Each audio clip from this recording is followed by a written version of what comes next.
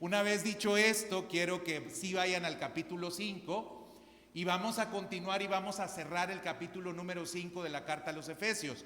Hoy vamos a considerar los versículos 21 hasta el versículo número 33. Habíamos visto la semana pasada desde el versículo 1 hasta el versículo número 20. Y este es un tema bastante importante y que quiero ponerlo luego en contexto. En este último tiempo, los divorcios se han incrementado de una manera bastante considerable. De acuerdo con el INEGI, hermanos, en el año 2022 se efectuaron 166,000 divorcios, mientras que se casaron 507,000 personas, o 507,000 parejas, más bien dicho. En otras palabras, hermanos, de cada 100 matrimonios ocurrieron 32,9 divorcios. Y en relación del 2013 al 2022, hermanos, se aumentó en un 14,3% los divorcios. Estas cifras no son cifras inéditas o nuevas. Esto ya se daba en el tiempo de Jesús y se daba en el tiempo en el cual se escribe la carta a los Efesios. Y las causas pues eran un tanto distintas, porque en ese tiempo la mujer no tenía derecho de divorciarse, solamente el varón tenía derecho de divorciarse. Ahora, dicho esto, hermanos, quiero preguntarles a ustedes si creen que es posible mantenernos unidos en nuestro matrimonio y en nuestra relación, o ya de plano es difícil el que se pueda dar esta situación. Ahora, entiendo muy bien que algunos de los que están aquí ya han pasado por otras nupcias y que a lo mejor están en segundas nupcias. Y el mensaje no es de ninguna manera para juzgar a nadie, porque entiendo muy bien el contexto en el cual estoy. El propósito de este mensaje, hermanos, es ilustrar sobre cómo podemos evitar que esto siga pasando. O sea, lo que ya sucedió, pues ya sucedió, ¿verdad? ¿Qué podemos nosotros hacer? Pero hay ahora una relación en la cual nosotros nos encontramos. Hay ahora una relación en la cual nosotros estamos. Algunos por primera vez, otros por segunda vez. Pero necesitamos identificar y necesitamos ver cómo es que nosotros podemos permanecer en el propósito de Dios y cómo es que nosotros podemos permanecer unidos en una relación matrimonial. Miren, se preguntaba a través de un estudio cuáles eran las causas principales por las cuales se daba el divorcio, y una revista académica llamada Psicología de Pareja y de Familia decían que entre las razones más importantes por las cuales se daba el divorcio, el 75% de las personas investigadas pues decían que era por razón de falta de compromiso de una de las partes. El 59,6% referían que era a causa de alguna infidelidad. El 57,7% decía que tenía que ver con conflictos y peleas de pareja. El matrimonio en edad temprana era el 45,1%. Los problemas económicos era el 36,7% de los casos. El abuso de sustancias, de drogas y de alcohol eran el 34,6% de los casos. La violencia física era el 23,5% de los casos, y algunos problemas de salud eran el 18,2% de los casos. ¿Cómo podemos revertir esto? ¿Cómo es que podemos cambiar esto? Bueno, la Escritura también habla acerca de estos temas. Efesios capítulo número 5, 21 al 33 nos dice lo siguiente: someteos unos a otros en el temor de Dios. Las casadas estén sujetas a sus propios maridos como al Señor, porque el marido es cabeza de la mujer, así como Cristo es la cabeza de la iglesia, la cual es su cuerpo y Él es su Salvador.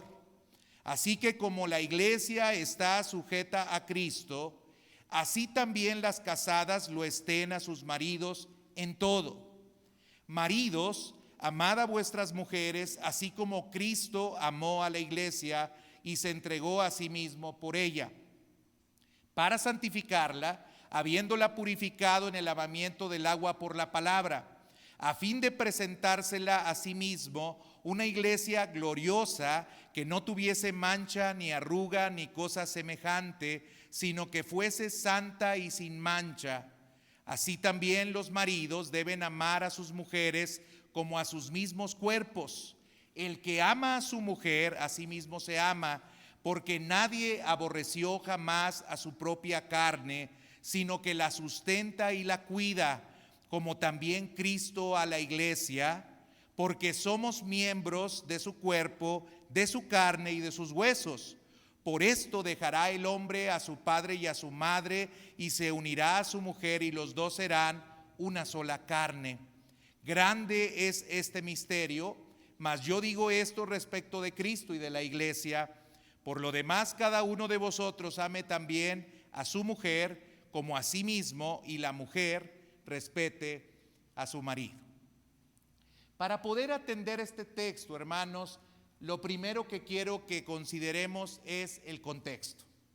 Es muy importante que antes de llegar a un texto bíblico sepamos en qué momento se está diciendo lo que nosotros estamos leyendo. Y como usted sabe, el pasaje que ahora nosotros leemos se encuentra dentro del contexto de una serie de indicaciones que el apóstol Pablo está haciendo respecto a cómo nosotros debemos andar. La semana pasada, precisamente, hablamos acerca de que el versículo número 2 del capítulo 5 nos dice que nosotros debemos de andar en amor.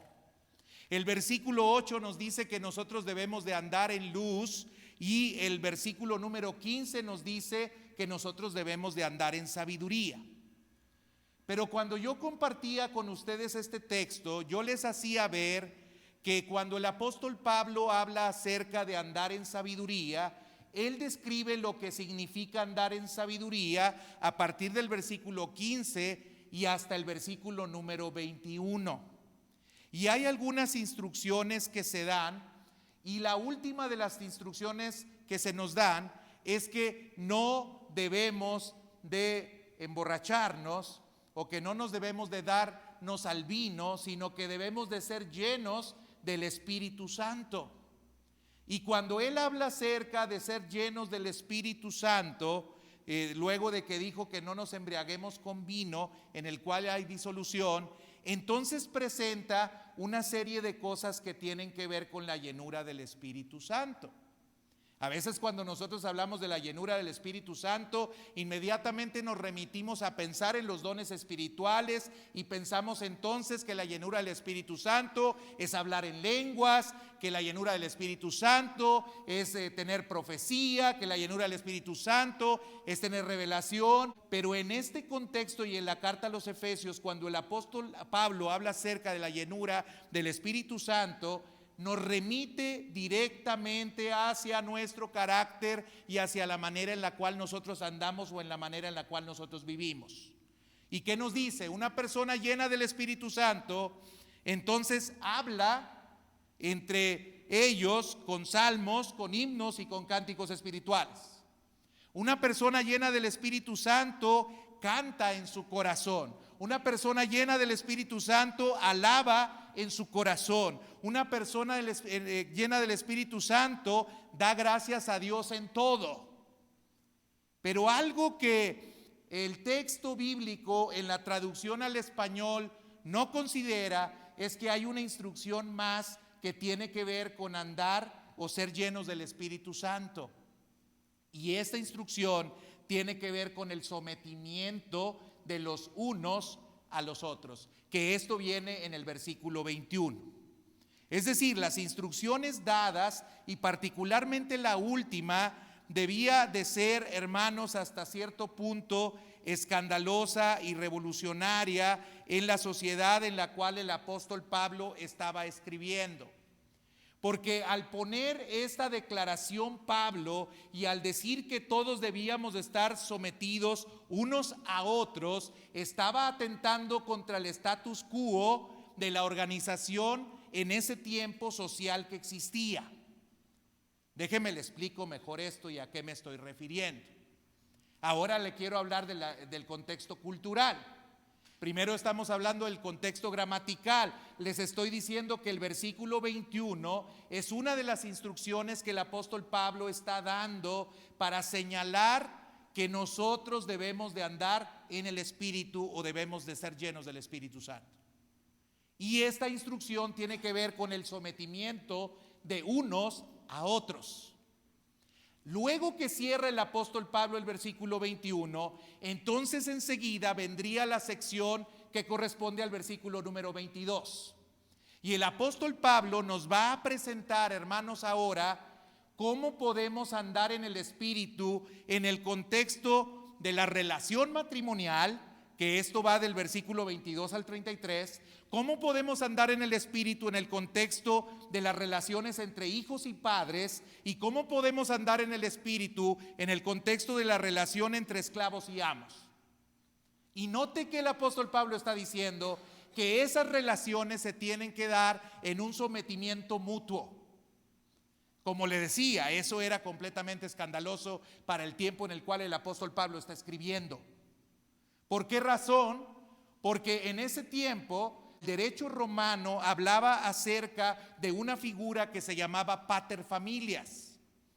El pater familias, hermanos, era un ciudadano independiente, el cual ejercía la autoridad y todos los mandos en la casa. Nunca podía ser una mujer y siempre era un hombre. Bajo su control estaban todos los bienes y personas que pertenecían a la familia, y era la persona física que tenía atribuida la plena capacidad jurídica para obrar según su voluntad y ejercer la patria potestad. Es decir, él tenía derecho absoluto sobre los hijos, pero no solamente sobre los hijos, él podría ejercer también la manus, que la manus significaba que él podía extender esa patria potestad sobre la mujer. Es decir, el hombre se convertía como si fuera el padre de la mujer. Es decir, en la relación matrimonial, la posición que tenía la mujer no era una posición de igual a igual. En el derecho romano, el pater familia ejercía el dominio absoluto y el control absoluto sobre su esposa, sobre sus hijos y sobre sus esclavos, y veía a su esposa como si fuese su hija. Es decir, ella tenía que rendir una obediencia absoluta y completa al pater familias. A esto también se le conoce como patriarcado. Pero el apóstol Pablo, muy inteligentemente, y esto es obvio porque fue guiado por el Espíritu Santo, no atentó de manera directa con el status quo de la sociedad, pero empezó a transformar ese status quo de manera interna. Es decir, no se abalanzó y el apóstol Pablo empezó a hablar en contra de esa institución como era el pater familias, ni tampoco incluso habló en contra de la esclavitud. Porque si usted lee la Biblia, pareciera que el apóstol Pablo está a favor de la esclavitud. Él no le dice a los esclavos que busquen su libertad. Él no les dice a los esclavos que procuren no estar sometidos a nadie porque fueron creados a imagen y semejanza de Dios. Pero en esta sección que nosotros empezamos, el apóstol Pablo empieza a hacer algunas recomendaciones que eran escandalosas para el tiempo y para la época. Esto que nosotros leemos de corrido y que nos parece que no tiene mayor relevancia, era algo escandaloso en ese tiempo. El pater familias no tenía por qué manifestar amor a la esposa. El pater familias no tenía por qué preocuparse por cuidar de los hijos. El pater familias no debiera de preocuparse por cómo se relacionaba con los hijos, porque si él quería, él podía incluso matar a su esposa, matar a su hijo o matar a su esclavo, porque él tenía derecho sobre la vida y sobre la muerte de estas personas, porque así funcionaba el derecho romano. Así que cuando el apóstol Pablo empieza a decir estas palabras, las tenemos que entender en ese contexto cultural, hermanos. Porque lamentablemente en este tiempo nosotros vamos a este pasaje y parece que este pasaje lo queremos utilizar para reafirmar el patriarcado y para decir que los machos son los meros meros y que los machos son los que mandan y que la mujer se tiene que callar y que no puede decir nada y que no puede opinar porque el hombre es la máxima autoridad. Y luego leemos sin contexto la palabra cabeza, cabeza, cabeza, y siempre entonces nosotros entendemos cabeza está arriba y entonces la mujer está abajo. Pero eso, hermanos, no es lo que está diciendo el texto. Yo quería ponerlo en contexto para decirle eso y luego decirles entonces que el apóstol Pablo empieza a decir algunas cosas al varón que tiene que tomar en cuenta o que tiene que considerar. Le empieza a decir también a la mujer algunas cosas que tiene que hacer para que la relación matrimonial funcione. Y hermanos, si nosotros ponemos atención a lo que el apóstol Pablo nos está diciendo aquí, hermanos, entonces nuestro matrimonio podría funcionar bastante bien. Es decir, si usted entra a una relación de matrimonio pensando que usted es más que el otro, ya de entrada tenemos un problema bastante severo. Si usted entra a un matrimonio pensando que el otro se tiene que subordinar a usted y que tiene que obedecerlo fielmente en todo lo que diga, ya de entrada estamos mal. No es correcto. No es lo que está diciendo el texto. Y a lo mejor usted dirá, es que tradicionalmente eso nos dicen. Sí, tradicionalmente quien quiere conservar esa idea de que el varón es superior. Y hermanos, esto incluso sucedió, por ejemplo, en el siglo XIX cuando se hablaba, por ejemplo, de la esclavitud. Habían hermanos cristianos, muy cristianos, que utilizaban estos textos para estar a favor de la esclavitud, porque entendían mal lo que el texto estaba diciendo. Y entonces les decían a los esclavos, ustedes tienen que obedecerme en todo. ¿Por qué? Porque así lo dice la Escritura y así lo dice la Biblia. Pero no consideraban otras cosas que el texto estaba diciendo. Y yo quiero que lo consideremos. Quiero que veamos incluso, hermanos, que cuando el apóstol Pablo empieza a dar órdenes, el mayor número de órdenes se la da al varón, no se la da a la mujer. Miren, se dan 5 órdenes a los hombres, se da una orden a la mujer y esto se puede incluso hasta debatir. Se dan 2 órdenes a los hijos y se da una orden a los esclavos. Esto era escandaloso, hermanos, que al pater familias le dieran mayor obligación, mayor responsabilidad y que se le pidiera más cosas que lo que se le pedía a un esclavo o lo que se le pedía a una mujer o lo que se le pedía quizás a un hijo. Era escandaloso. Incluso, hermanos, en el contexto judío, también, hermanos, las palabras de Pablo podrían llegar a ser escandalosas. Miren, lamentablemente, algunos rabinos se fueron apartando tanto de lo que Dios había enseñado y afectaron tanto a la mujer de tal manera que incluso hasta elaboraron una oración que se llamaba la veraca. ¿Y saben cómo oraban ellos? Ellos oraban y decían: bienaventurado aquel que no me creó gentil, bienaventurado aquel que no me creó mujer, bienaventurado aquel que no me creó un hombre ignorante o un gentil.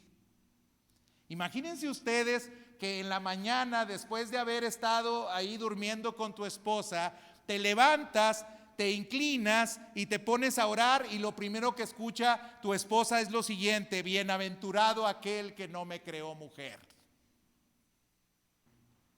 Imagínense cómo eran las relaciones entonces en ese tiempo y cómo se veía la mujer. Pues Dios pone orden.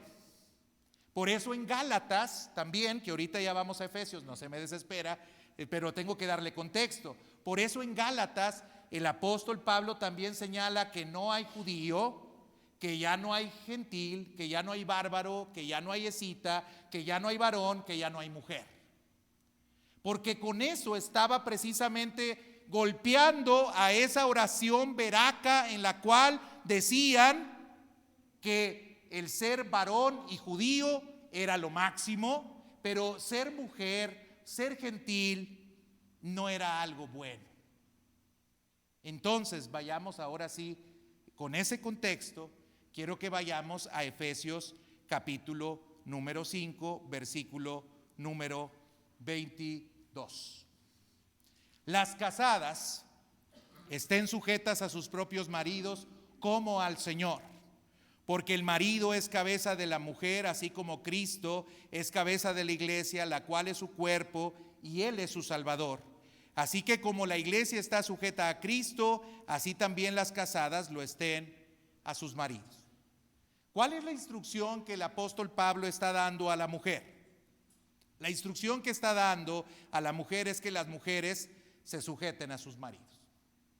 Ahora dirá usted, ya ve, pastor, ahí está diciendo que las mujeres se tienen que sujetar a sus maridos. Sí, pero acuérdese que acabo de darle contexto y le acabo de dar el versículo 21 en el cual se dice: sométanse unos a otros en el temor del Señor.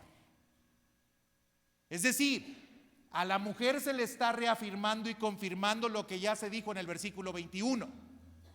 No es nada raro que el apóstol Pablo le diga a la mujer que se tiene que sujetar al varón, porque ya habló acerca de un sometimiento general de unos a otros. Pero ¿por qué el apóstol Pablo entonces tiene que obviar y tiene que volver a decir sujétense? Bueno, hermanos, porque hay un contexto también histórico. La carta es una carta escrita a una iglesia que está en Éfeso. Y cuando nosotros estudiamos la carta a Timoteo o las cartas a Timoteo, recuérdese usted que yo le hablé acerca de qué características tenía la población de Éfeso. ¿Cuáles eran las características? Había un templo en el cual se adoraba a una diosa que se llamaba Diana de los Efesios, que también es conocida como Artemisa, que era una mujer que tenía muchos senos y que además quienes rendían culto a esa deidad eran mujeres. Había sacerdotisas, mujeres que rendían culto a esa mujer o a esa diosa mujer y que además practicaban algo que era la prostitución sagrada. Por ese contexto, porque vivían en esa ciudad, el apóstol Pablo le tiene que decir a la mujer: mujer, ustedes tienen que ser ejemplares. No pueden ver en ustedes una actitud semejante a la que se ve entre aquellas personas que son paganas y que no creen en Jesús. Ustedes no pueden ningunear, ni pueden maltratar, ni tienen que ver menos a sus esposos. Ustedes no pueden de ninguna manera estar en contra de sus esposos y no considerar en nada a sus esposos. Ustedes no pueden vivir así. Ustedes tienen que ser distintas. Pero hermanos, en ese contexto que les hablo, la mujer había tomado superioridad sobre el hombre. En Efesios era necesario entonces que el apóstol Pablo les dijera: mujeres, entiendan. Sí, Dios los llamó a libertad, como le escribí en la carta a los Gálatas.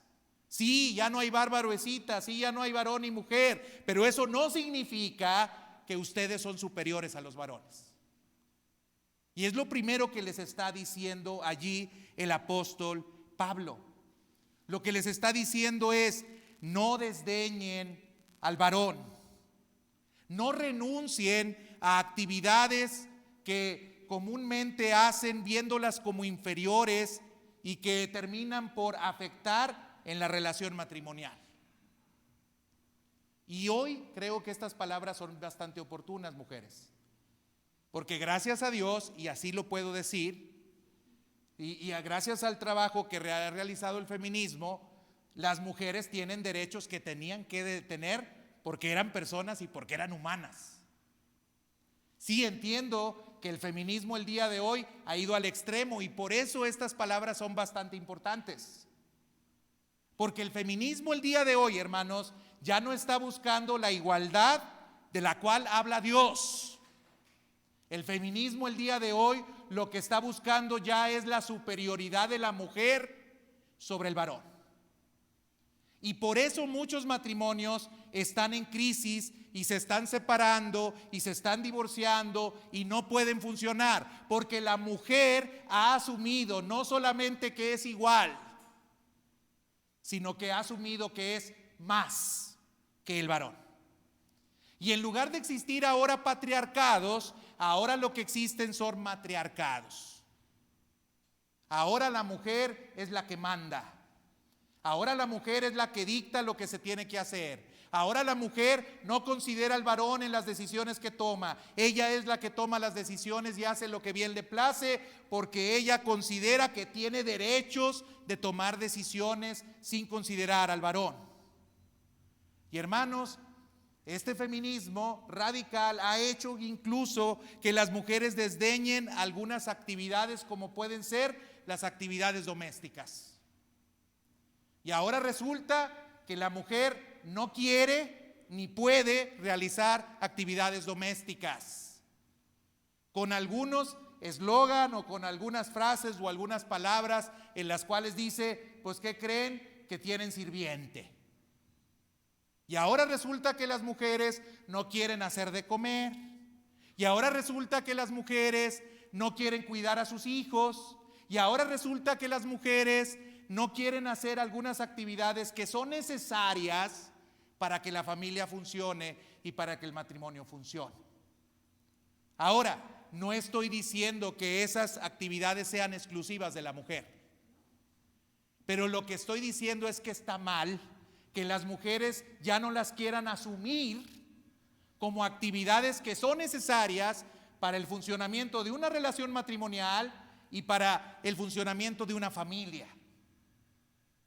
Y entonces ahora, y no estoy hablando de ninguna de las hermanas que se encuentran aquí, encontramos mujeres que se levantan a las 12 del día, ¿sí? Que van a hacer la despensa a esa hora todavía con la pijama, ¿sí? Con los pelos parados, y que cuando llegan los hijos a la casa no hay comida, porque ya se está arreglando ella para irse a trabajar.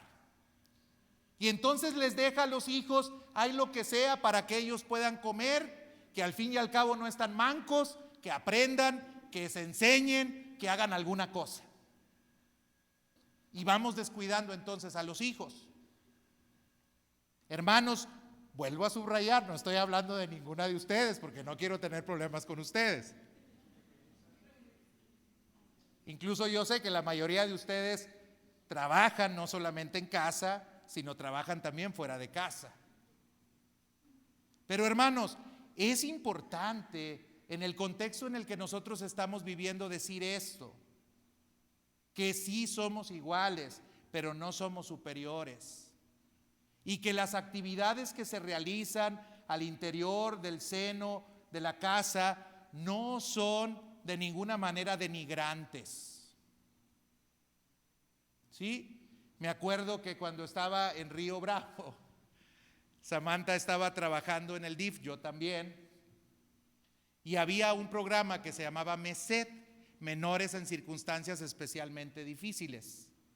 Y allí, entonces, Samantha tenía que alfabetizar a los niños que pues no iban a la escuela, que sus papás los ponían a trabajar y que los tenían explotándolos en las calles trabajando. El DIF los buscaba, los traía y les ayudaba a que hicieran la primaria o que hicieran la secundaria, lo que ellos necesitaran estudiar.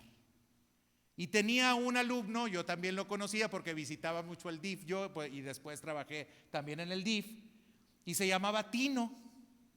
Y en alguna ocasión con Tino quisimos hacer un equipo de fútbol y los llevamos por ahí a jugar fútbol a varios de los de MESED. Y entonces Tino era muy chistoso, a él le gustaba mucho platicar todo lo que pasaba en su casa y demás, nos contaba todo. Y yo iba manejando y él le iba contando a Samantha lo que había pasado en su casa y le decía, ¿cómo ve, maestra? Que ahora ya mi cuñado dejó a mi hermana. Fíjese, bien feo que estuvo, porque yo nomás oía que se gritaban y que se decían cosas, y luego de repente yo escuchaba que ella le decía, no me dejes, si yo nunca te he hecho nada. Y seguía diciéndole y hasta salió y lo buscó allá afuera y le decía, es que yo nunca te he hecho nada. Y entonces yo me quedé pensando, maestra, dije, pues por eso, pues nunca le hace nada, no le hace ni de comer, no le lava, no le plancha, pues cómo no. Hasta Tino tenía sabiduría, hasta Tino era muy atinado. Tino entendía que había algunas razones por las cuales su cuñado estaba ya cansado. Su hermana no hacía nada, ni le hacía nada. Y eso hizo entonces que se cansara el cuñado de Tino y se fuera.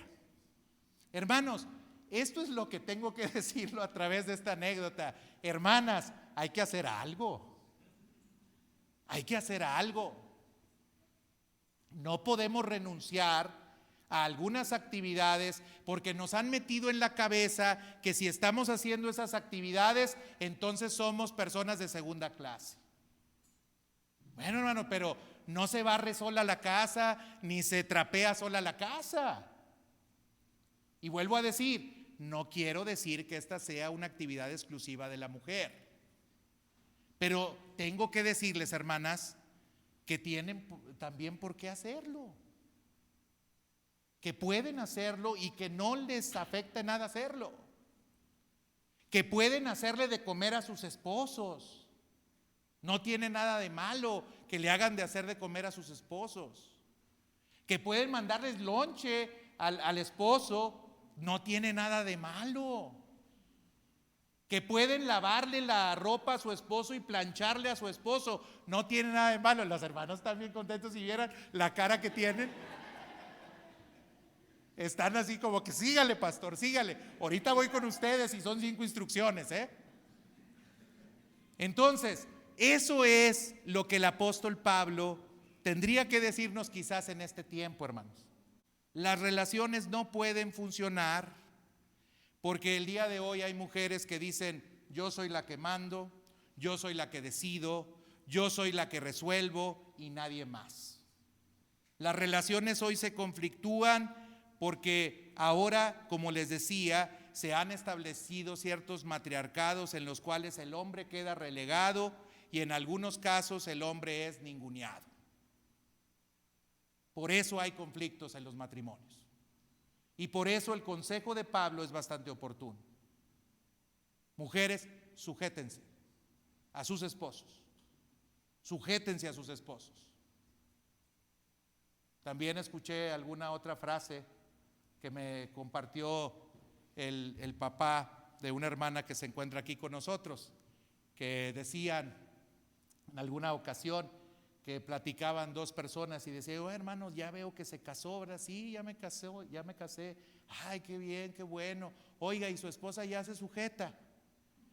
Y dice, sí, ya se sujeta. O sea, le pido de comer y me hace una jeta. Le pido otra cosa y me hace sujeta. Hermanos, a veces así pasa. No sé, me han comentado, son puras pláticas que he escuchado de algunas personas. Esa me la contó el hermano David. Ahora bien, ¿cuáles son las instrucciones para los varones? Ahí van para abajo, ya estaban aquí, hermanos, ahora van para abajo ustedes. Fíjense las instrucciones para los maridos. Dice, maridos, amad a vuestras mujeres así como Cristo amó a la iglesia y se entregó a sí mismo por ella para santificarla, habiéndola purificado en el lavamiento del agua por la palabra. Lo primero que se nos dice, amad a sus mujeres como Cristo amó a la iglesia. Ahora, esto está bastante interesante, porque cuando Pablo habla del amor, no habla del amor a secas, inmediatamente lo conecta y lo relaciona con el tipo de amor que nosotros debemos de tener hacia las mujeres y hacia nuestras esposas. Y dice, amen, pero no solamente amen, amen como Cristo ama a la iglesia.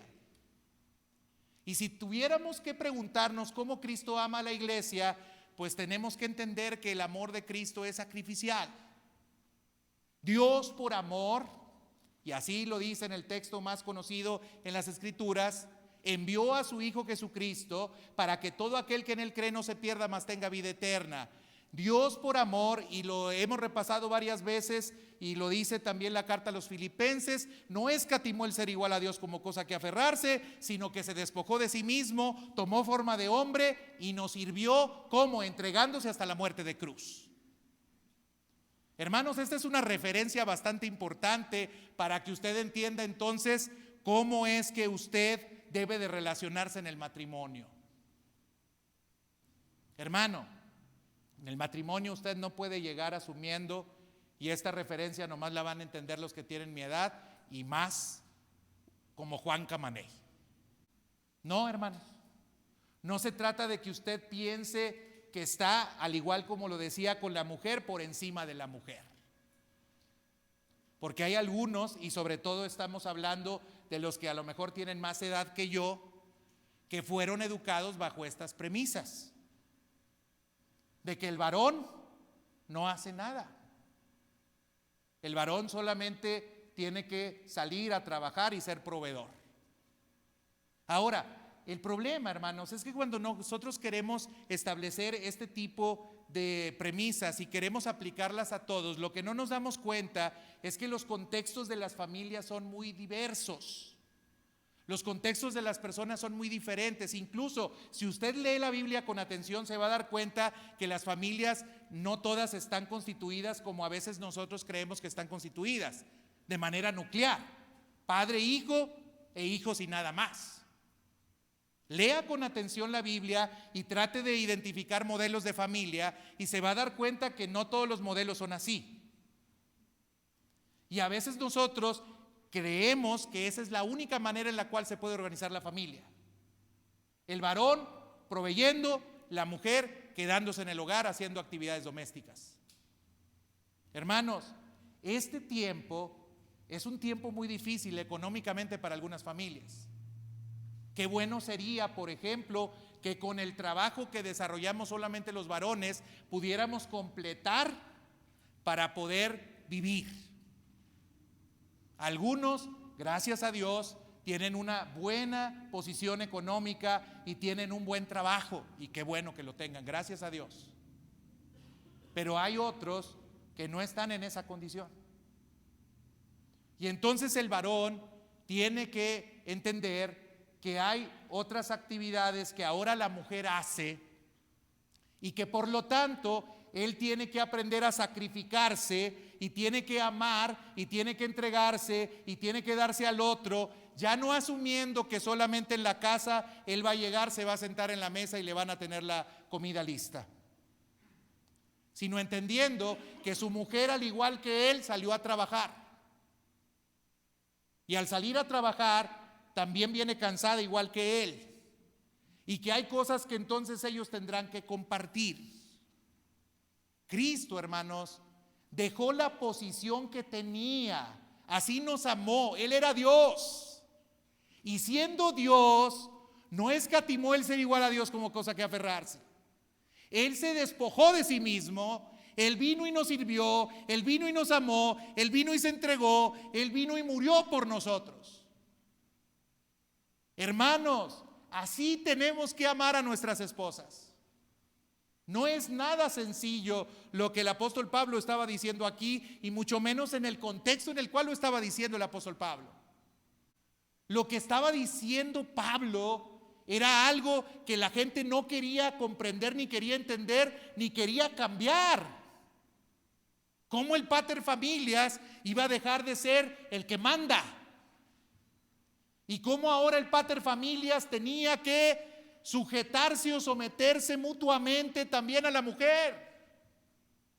Esto era escandaloso, y el día de hoy para muchos sigue siendo escandaloso. Queremos borrar algunos pasajes bíblicos, queremos leer con ciertos lentes la Biblia, pero no nos damos cuenta de algunas injusticias que se han cometido a lo largo del tiempo contra la mujer. Y tenemos que amar así, hermanos. Si alguno de nosotros todavía somos machitos, pues yo creo que necesitamos cambiar eso. Porque el liderazgo de Cristo es un liderazgo servidor. Y sigue diciendo el apóstol Pablo: amen a sus mujeres como a sus mismos cuerpos. Hermanos, yo no puedo creer que alguno de nosotros cometiera algún acto en contra de su propio cuerpo a menos de que tuviera algún problema mental o emocional. Y hermanos, parece ser que a veces estamos afectados emocionalmente porque nos es muy fácil dañar y lastimar a las mujeres y dañar y lastimar a nuestras esposas. Hermanos, eso no puede ser así. El amor de Dios y el amor hacia nuestras mujeres tiene que ser un amor como si nos amásemos a nosotros mismos.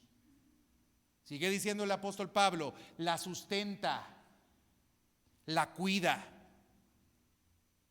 Y hermanos, también tenemos que decir el día de hoy que debido a incluso el mismo efecto de lo que las mujeres buscan, que es liberarse de salir a trabajar, ha traído como consecuencia también el efecto de que hay varones que como la mujer ya salió y ya suplió y ya trabajó y ya se esforzó, pues dejan de esforzarse. Y entonces dicen, no hombre, pues si le está yendo bien a todo dar.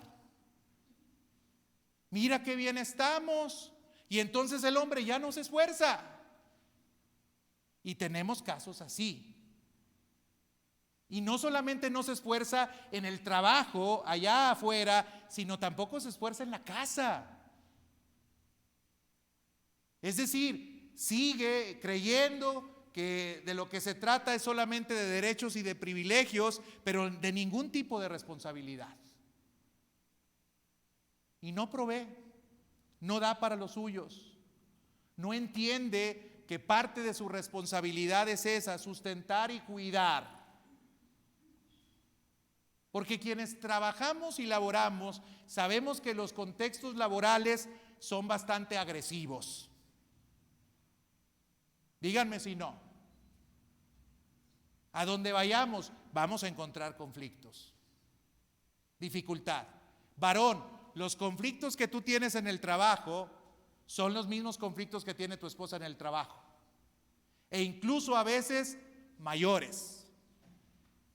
Incluso a veces mayores.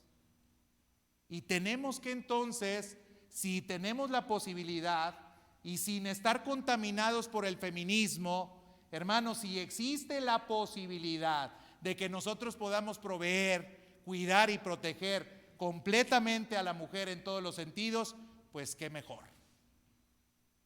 Qué mejor.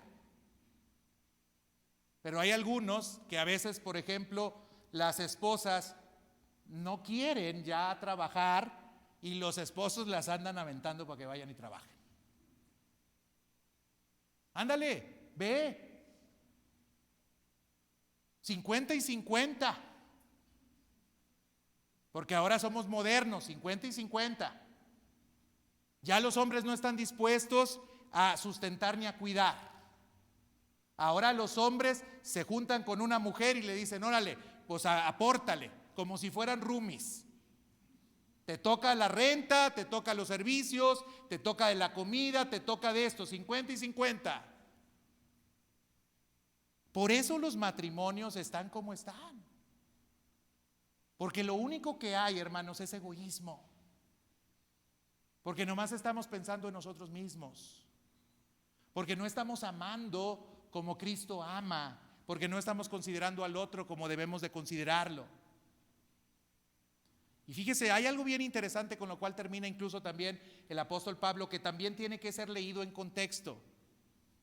Fíjese, hay una declaración que dice, por tanto dejará el hombre a su padre y a su madre y se unirá a la mujer. Esta declaración, hermanos, leída en su contexto es también escandalosa.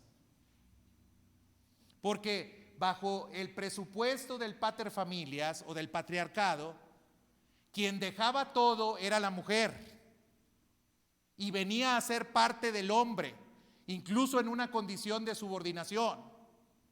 Ella ya no tenía derechos familiares, no podía regresar a su casa. Su padre o su madre no podían proveerle absolutamente nada. Ahora ella era como si fuera una hija de el varón. Pero ahora fíjense lo que está declarando y está diciendo el apóstol Pablo en Efesios. Dice, el hombre dejará, no la mujer, el hombre dejará a su padre y a su madre. Es decir, el hombre ya no estará solamente guardando su posición, sino renunciando a algunas cosas. Y es que nos han enseñado tradicionalmente que las mujeres tienen que dejar todo y los hombres no tienen que dejar nada. Incluso hay frases como dicen, tú tienes que seguir al varón, porque eso implica que tú tienes que dejar todo, pero él no puede dejar nada. Tú lo tienes que dejar, él no lo tiene que dejar. Hermanos, el título del mensaje, por eso es el que le puse. Hermanos, lo que estamos viendo aquí es una revolución espiritual del matrimonio. Pablo no atacó directamente a la figura del patriarcado, pero le empezó a decir al patriarca, ¿sabes qué, patriarca? Ok, ella se tiene que sujetar a ti, nada más que tú la tienes que amar sacrificialmente. Nada más que tú la tienes que cuidar y tú la tienes que sustentar. Nada más que tú tienes que dejar a tu padre y a tu madre. Es decir, tú también tienes que renunciar a algunas cosas. Incluso cuando nos casamos y damos los votos, en una de las expresiones de los votos, tanto el hombre como la mujer hablan acerca y renunciando. Pero hay varones que no quieren renunciar a nada. Y la mujer termina renunciando todo. Por eso les dije que no se pusieran tan contentos los varones con lo que les estaba diciendo. Porque Dios también nos habla a nosotros como varones. Hermanos, estamos hablando de la nueva vida en Cristo. De la nueva vida en Cristo. Esto que les estoy diciendo solamente es posible si somos nuevas criaturas. Vivir así no es posible si no tenemos a Cristo en nuestro corazón. No es posible. Los matrimonios necesitan a Cristo para poder vivir así. Y si realmente le damos lugar a Cristo en nuestros corazones, entonces estos conflictos que han suscitado muchas separaciones y muchos divorcios no se darían. Si concluyendo entendiéramos dos cosas con las cuales cierra el apóstol Pablo. Dice, grande es este misterio. Mas yo digo esto respecto a Cristo y de la iglesia, y dice, por los demás, cada uno de vosotros ame también a su mujer como a sí mismo, y la mujer respete a su marido. Esa es la conclusión de Pablo. Es decir, hay responsabilidad por parte de la mujer de respetar al varón, y hay una responsabilidad del varón de amar a la mujer como Cristo amó a la iglesia. Esas son las dos referencias que tenemos para que nosotros entendamos cómo debe de ser la vida de una familia, la vida de una relación matrimonial. Pero necesitamos a Cristo, hermanos. ¿A poco no? Estamos bien contaminados con muchas cosas, o con machismo o con feminismo. Pero en la Biblia se nos enseña cuál es el modelo. Y en la Biblia se nos dice cuál es el ejemplo que nosotros debemos de seguir en nuestras relaciones. Así es que, hermana, usted no es más que el hombre, y le digo al hombre, usted no es más que la mujer. En Cristo somos uno. Somos uno. Ámense y respétense. Póngase de pie y vamos a orar.